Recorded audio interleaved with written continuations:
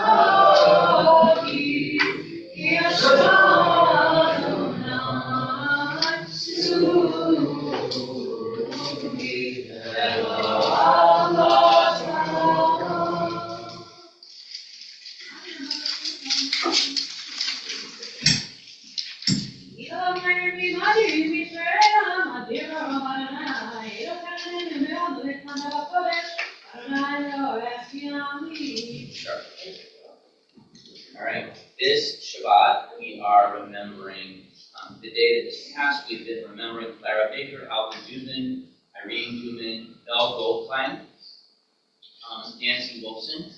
And beginning tonight, Stanley Barkus, Louis Ingold, Jane Kansas, Fran Lawson, Barbara Mencher, Neil Nodman, Cindy Doherty, David Bruce, David Levy, Frankie Levy, Sheldon Newman, Blanche Cohen, David Dixon, Ruben Dubrow, Marion Goldstein, Martha Levy, Marion Sandler, Fred Tuckman, Leonora Weiss Frisch, Daniel Zalek, Anna Schweitzer Abrams, Arnold Goldman, Dorothy Luber, Jack Nadler, Kathy Shear, Elias Hachey, Laura Weinsoff, Morris Cohen, Alan Gould, Lillian Levinson, Joseph Morse, Milton Perling, Ralph Pressner, Rosalind Schloss, Sarah Sorkin, Lillian Berlant, Melvin Brockman, Moshe Habib, Lisa Moorfield, Marla Schwartz, Ida Erkin, Lou May Cohen, Harry Dratman, Bernadine Height, Brian Hoff, David Mandelbaum, Harry Sullivan, Lonnie Wertheim, Susan Wig.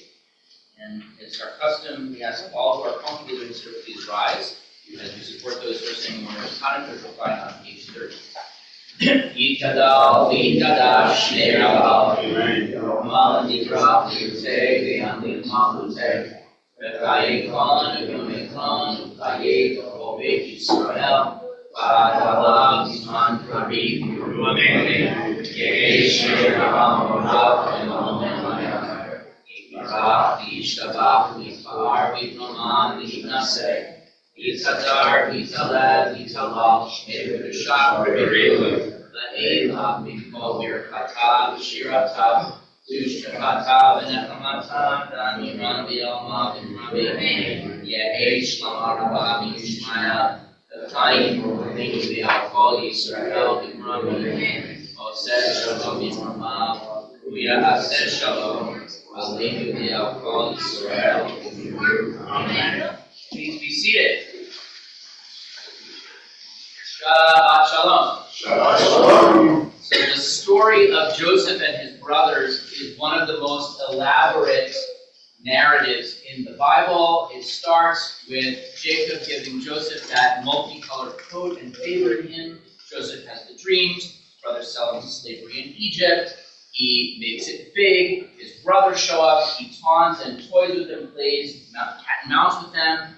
And then finally, in this week's portion, the story reaches its peak of drama because Joseph has had Benjamin, his little brother, his full brother, falsely accused of stealing the goblet, and is like, I'm going to make you my slave, and the rest of you are free to go. And Judah stands up for his half-brother Benjamin, and Joseph is so moved, tears. He says, no, actually, I'm Joseph. He admits who he is. All is forgiven, and the process of reconciliation begins. And he sends the brothers off with gifts, with wagons, with donkeys. Go bring Father Jacob down here to Egypt. And there is something that strikes me about this moment, which is that Jacob, as he is sending them off, he gives each of the brothers changes of clothes, and then he gives Benjamin 300 silver coins and 5 changes of clothes, and he sends his father a bunch of other stuff, donkeys with the best in Egypt, like whatever you could buy in duty-free, and grain and bread and food, and he sends them off. And I am struck by this choice of what he sends back to the family. So, let's see. So he sends his brothers with 1 change of clothing each. He gives Benjamin money and 5 changes, and he sends his dad food. I'm curious if anything strikes you as odd about these choices, or perhaps you can come up with any reasons why he doesn't just send everyone with the same thing. Why send some to one, some to the other? What's going on here? Any ideas? I mean, anyone here doing gift giving the past couple of weeks? There you go. I remember the brothers tore his coat. So the brothers tore his coat. This is not the first time that we've had a clothing issue in a fashion emergency in this family, right? Thank you, right? So the reason why Joseph's brothers hated him was in part because his dad gave him special clothing. So what does he do? He gives his little brother Benjamin special clothing above all the other brothers. Does that strike you as a good idea, a bad idea? Why would he do that same thing that apparently his dad did for him that led to no trouble at all? So Evan asked the question, the rest of us need to come somehow. Evan's off, the rest need to answer. Why would Joseph give his brother, well, why would he give them clothing at all, right? Because, after all, they're hungry. That's why they came. Why give them clothing at all? And then why give Benjamin more, not the paint, but why give Benjamin more clothing when, another coat, if you will, right? When, I'm sorry, I can't help myself. So why did he give Benjamin more clothing, right? When that is exactly the same thing that got him into trouble in the first place. Maybe let's start there. Why would he do that? What was going through his head? Anyone? Just to shook him a little bit. Just to like stick it to him a little more, right? Look what you did, and now here's what I'm doing again. So family patterns, right, repeat themselves. Like so, sometimes like the same dumb stuff that happened in the generations before us, we find ourselves doing again, right? We end up living out the drama of previous generations in our own lives, whether we wanted to or not, right? That's definitely something we can all talk about with our therapist at some point. But that is the story of Genesis, right? Like, well, let's see. Dad went to the land of the Philistines and said that Mom was his sister. I'm going to do the same thing, right? That is basically I had a fight with my older brother, and here's what happened. Same thing, right? That is the story of Genesis. So maybe Joseph can't help himself. Although maybe there's a little bit of cleverness here, which is that a lot of what has been happening up until this point, one of the explanations for why Joseph is playing this game with Benjamin is he is actually testing the siblings to see if they've changed.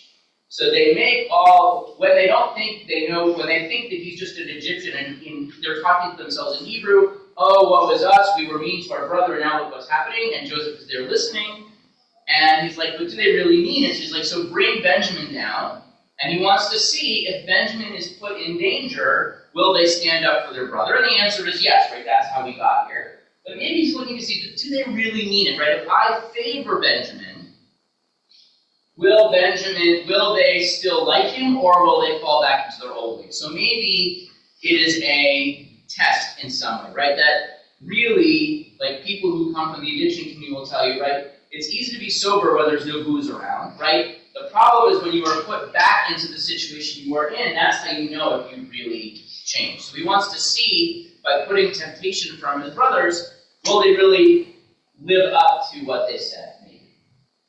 Now, there are some deeper answers we could go into. So one is, why give them clothing at all? And the answer is that actually a few verses before, when they find out that Benjamin is going to be taken away from them, they tear their clothing, right? Because that is a sign of mourning. And so literally they're walking around in ripped shirts. I got to give you something. So maybe that's part of it. There's a mystical answer, which is given it's actually in the Talmud and Tractate Megillah, I want to say. You can see I'm very well prepared tonight. But it's found in the Tractate Megillah, where it turns out that in sort of Jewish mysticism, that Benjamin is very much associated with Mordecai in the Purim story. And by the way, Mordecai in the Purim story is descended from Benjamin, just FYI, if you want to do the math there. And so Mordecai is elevated, and he actually changes clothes 5 times in the book of Esther. So it's a hint that Benjamin's descendant Mordecai will someday be made a ruler and will change clothes 5 times. And by the way, so Joseph has become the second in charge of Egypt, and Mordecai, the same thing is going to happen to him in Persia. So maybe he's kind of like across the generation, just like a prediction. It's a foreshadowing, something like that. I don't know if you can take that for what you want. But then the other thing is, weirdly enough, he does not send his father any clothing at all. I mean, some people are just hard to shop for, I know, right? So I want to give you one other idea, one other. Well, I don't know, are there any other thoughts before I give you one? Yes, Well, my thought earlier was that the change of clothing signifies that they're changed. But the father hasn't changed. But the father's changed. So say more. This is good. I like where this is going. This is going to be where I want to go there. Right, go ahead. Well, I mean, he saw that they Right, they've changed their ways, and so they should dress differently because they have a new attitude. They have a new persona, and so they're external. And when they go back, then immediately the father will see that if they change on the outside and. Right, if they come back with new clothing from Egypt, that will be a sign. It's another our externals reflect our internals. I'm going to come back to that idea. Josh. Well, they never leave Egyptian clothing, so he's probably bringing them into the Egyptian court. So now suddenly you're making them, you're now on my turf. I'm not dressing like me, you're on my turf. But my father, we're going to leave him alone. So Thank you. This is great. This is great. So here's the thing. Later on, when the brothers come to Egypt, you can tell that Joseph is very anxious about he's going to introduce them to the Egyptians, because he, over the course of his years in Egypt, 20-something years, has become known. He's very elegant, he's very dapper, he talks like an Egyptian, he dresses like an Egyptian, he walks he is like an Egyptian, like in every way. And these, are bumpkins, these are like shepherds, they smell like sheep, right, coming from Canaan, and he is concerned, how will they be seen, right? It's like country mouse, city mouse. Are these yokels going to embarrass him, right? So if he wants to show them off, right, his family, he wants them to look cultured, refined, classy, right? He doesn't want them to be wearing a t-shirt with a tuxedo on it. He wants them to look, look like the sorts of people who will be the family of the vizier. But he doesn't do that for Jacob, maybe in part because he knows Jacob's not going to change, right? Jacob, he's an old man already, he's 130 years old, and that's just who he's going to be. Once you get to a certain age, you can kind of do whatever you want, you can get away with it, it doesn't matter. But maybe a way of thinking about it is, and I think this is where you guys were coming from, Jacob didn't need to change, right? So we can either say that Jacob didn't need to change because he was never in the wrong, right? And the brothers need to. Or maybe Jacob, Joseph feels like he needs his brothers to look like they will fit in. But Dad can look like he came from the old country, and that's okay because he's older, right? He doesn't have to fit in. He can sort of be that one exotic person, right? It's okay if the rabbi doesn't look like everyone else, but everyone else should look normal, right? It can also just be practical. They were going back on a journey and needed clothes. He was not. Right? He wasn't. Right. So, by the way, the simplest answer to this question is that they were there. He knew what size they were. Right? I don't know. Are you a short? Are you a 42? Are you a 46? Right? Who knows? Right? Are the sleeves right?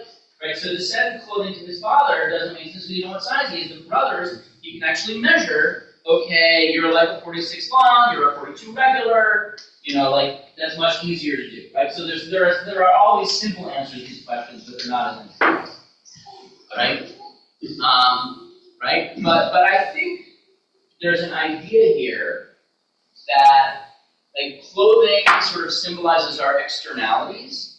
And then maybe part of what he's doing here is he is trying to say, I want you to fit in Egypt in a certain way. I want you to look a certain way. And we can think about the ways in which we feel like we want to fit in, right? As Jews, do we want to look like everyone else? Do we need to be distinctive and stand out, right? Or just in the world, right? When people come as immigrants, at what point do they start taking on could they blend in? At what point do you recognize that someone is not foreign-born versus, they always look like they came from somewhere, right? So that's the Jewish experience, that's the experience of other groups coming to America. And so I think we can think about that as we're reading this story, which was, how do we change our externalities to try to fit in? Or how do others want us to appear because of how they feel like it reflects on them?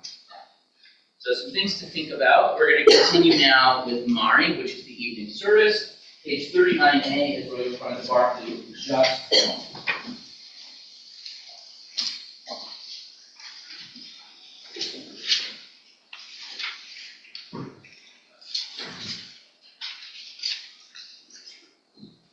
Baruch Adonai Eloheinu,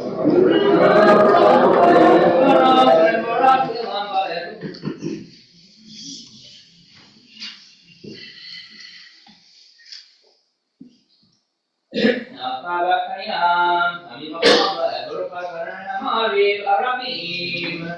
Page 40.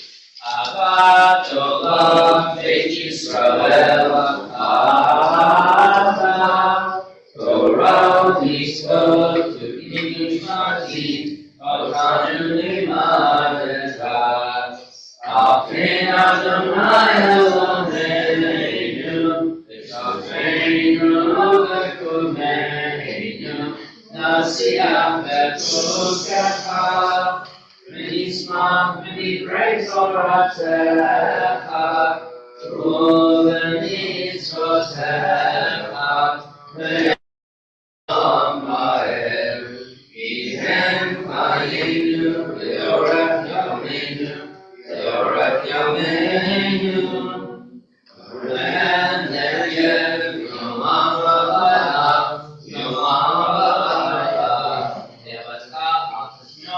Baruch Adonai Elohim Yisrael.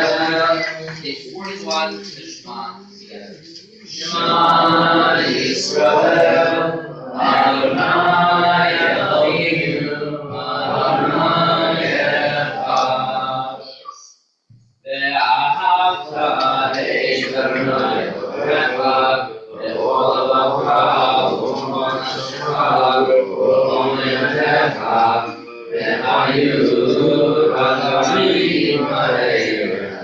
Asher Omri Tzavah Hayom Al-Vavecha V'shinam Alecha V'yorcha V'shirtecha V'ketecha V'lechecha V'erech V'shavtecha V'kunecha V'sharta V'yocha V'yavetecha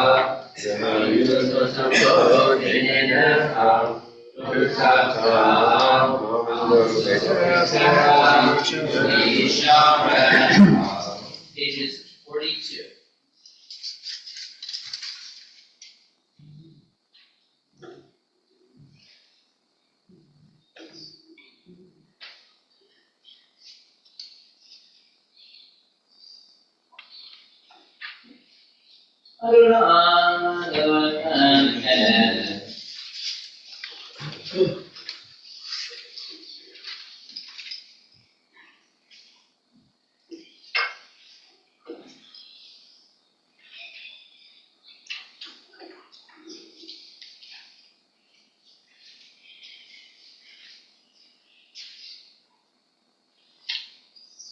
Page 44. Umakuto Baraton Hiluale, Telesofan Shravis in Parava, Vernukulan, Vikamoka, Adonai, Vikamoka, Nezarmakotesh, Noran Tegio, Osei Makuta Kamre, Makuta Tegio, Viamru,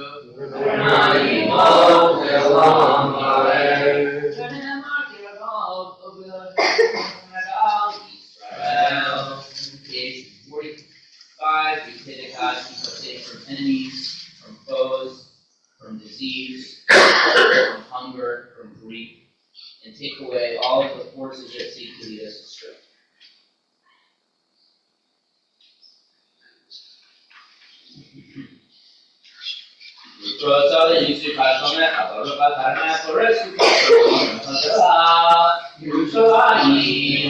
Please rise, page 46.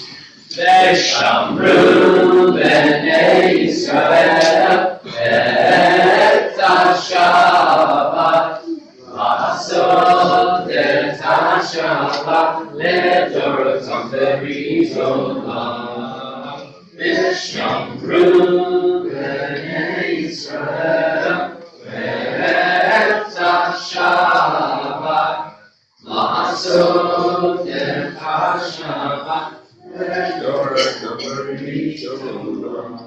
you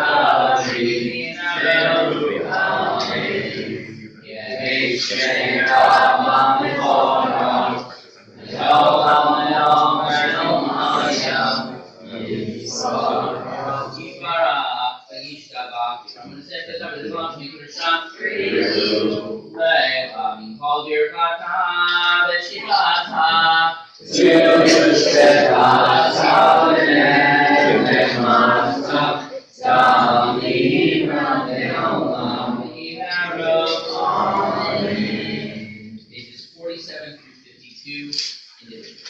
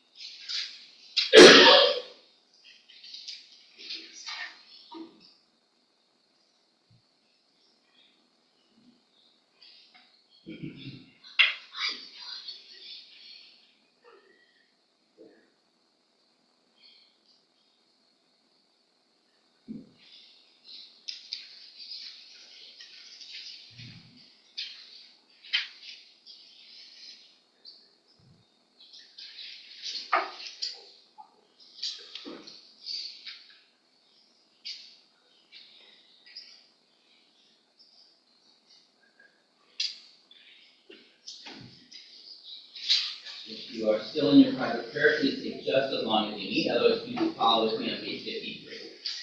Vayakulu hashamayim ve'aretz v'kol tezavim vayekalim vayom hashpina achno asher asa vayishpat v'yom hashviim yikom lalachto asher asa Yivarech Elohim et Yom Kippur v'kadesh oto ki yivar shabbat yikom lalachto asher barach Elohim la'asot Baruch atah Adonai Eloheinu Eloheinu Abraham Elohim Yaakov Awel HaGadol Yivav Harayon V'Neshoim Haaretz Magid Avot Yivaru V'Chayim Eitiv V'Ma'arov V'Arel HaKadosh V'Nein Kamohu Adeni Yatle'am V'Yom Shabbat V'Oshov V'Yom Ratzah Le'Magid Atanem V'Yom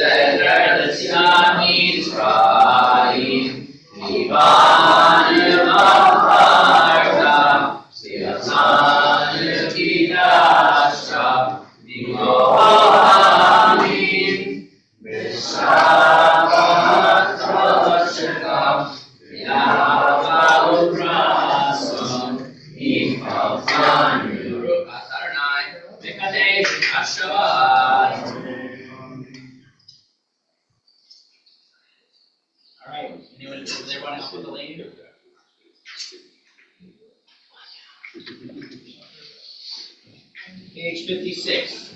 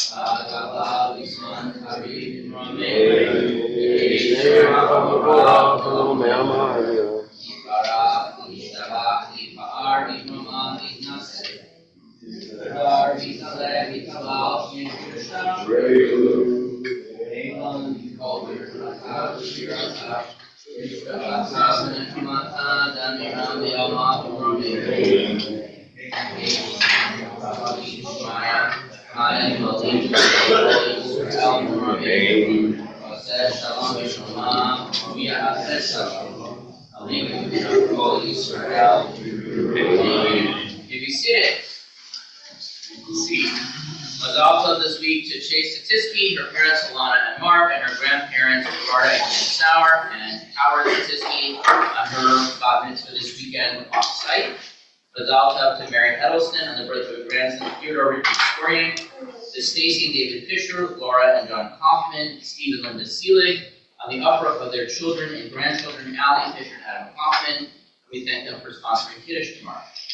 Unfortunately, we also have condolences to offer this week to the family of Eugenia Gresses, mother of Miriam and Danny Saul, grandmother of Jamie and Michael Rinsberg, Courtney and Joe Pincus, and Marshall and Terry Saul, great-grandmother of Benny and Ryan Rinsberg, Corey Pincus, and Olivia Saul, and also to the family of Lynn Statisky, wife of Howard Statisky, mother of Mark and Alana, Brian, Shelley, and Keith Graham, grandmother of Ava, Brett, Chase, Allie, Jay, Jake, and Luke. Let's see, tomorrow night there is Pajama in Havdallah with Rabbi K at 6:30. Let's do Havdalah in pajama. Sorry. As we, different spices, spice bags, cookies, greeting cards. Lunch and Learn starts up again. Rabbi K is teaching about Joseph and the divine providence this week. And then the following week we have a special guest, Rabbi Paul Plotkin, is teaching about his book, Wisdom Grows in My Garden. The next B'nai Torah Women's Rosh Chodesh gathering is Tuesday night. Talk to Rabbi Bright. On January 11th, Rabbi K is leading a kindergarten family service. On January 12th, there is a dog park meetup at the synagogue. And also our high schoolers are having a backyard s'mores and movie night. And looking a little bit further out, our Boomers group are having lunch at Goldberg's on January 22nd. So a lot of stuff going on. Tomorrow morning services are at 9. Tomorrow afternoon, as the sun begins to move, services mincha is at 5:15. So if you got here at 5, you will have a few minutes to get to the spiritual mood davening, but we will start at 5:15. I don't know, we're going to finish with Shalom Aleichem. Tonight we're going to do page 5. We'll then have a motion to a little bread for the way up. Shalom Aleichem, Malachei HaSharim, Malachei Elyon, V'yinem, Malachei HaMalachim, Kadosh Baruch Hu. Malachei Shalom, Malachei Shalom, Malachei Elyon, V'yinem.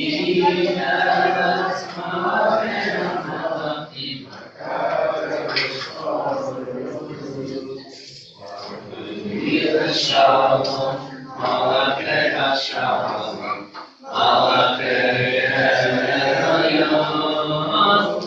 V'yinem, Malachei HaMalachim, Kadosh Baruch Hu.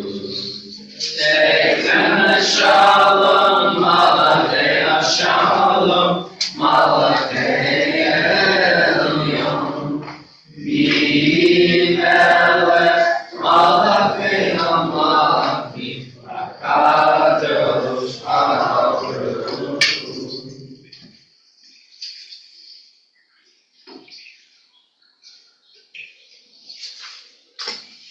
Bereshut, Baruch Adonai, Eloheinu melech ha'olaim,